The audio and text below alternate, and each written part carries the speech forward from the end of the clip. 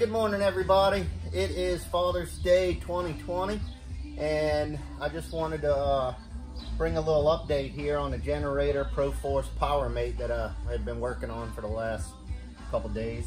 Friend of mine brought this in, been sitting in storage, wouldn't run, and what I'm gonna do is get into what exactly I found wrong with it, what I did to it, and how to prevent it from happening again. First thing I noticed is that the fuel valve was broke, and inside that fuel valve there's also a fuel filter. So I took it all apart. The fuel filter was completely disintegrated, wasn't even there.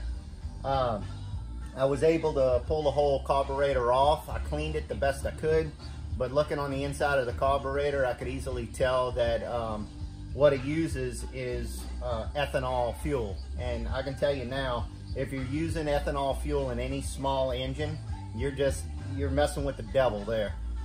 Do not use ethanol fuel in these little lawnmower, pressure washer, generators, you name it. Always get ethanol free and always put the fuel additive to the tanks. I add the fuel additive to my 5-gallon gas tanks before I even pour fuel in the small engines, and that keeps it from gumming up, because ethanol, all it does is like a sponge for moisture, and it just sucks the moisture in, turns it to rust, and rust out the whole thing. So the carburetor, although I was able to get it running on the old carburetor, there was no way I could save it. So I trashed that one. I found a new carburetor.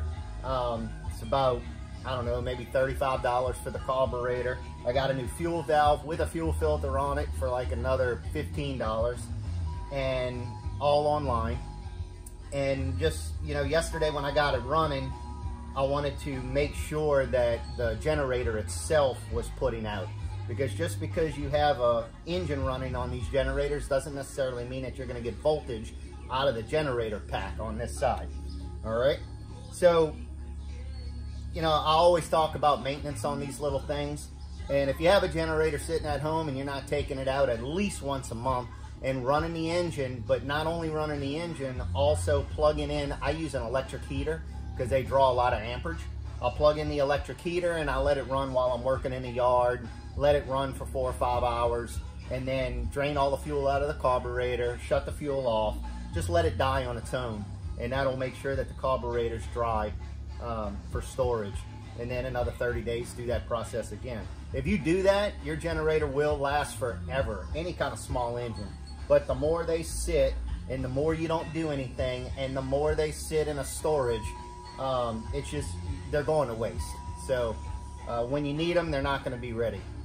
But like I said, I put a new carburetor, I put a new fuel valve, I cleaned the air filter out, just really cleaned it all up and got it running again. So before it wouldn't even start, and now I'll just show you.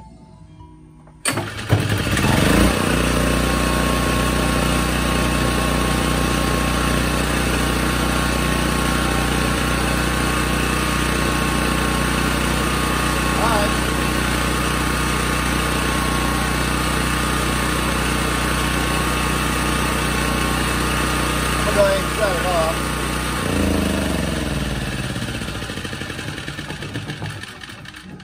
Alright, so as you can see, one pull, you know, one pull, y'all, that's all. That's all it takes here at Scooter Small Engine Repair.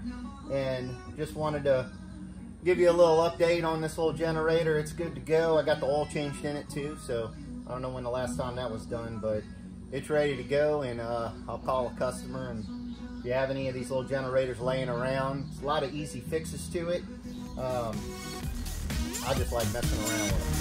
So, pretty cool. Can fix the cars and fix the generator. Alright, talk to y'all later.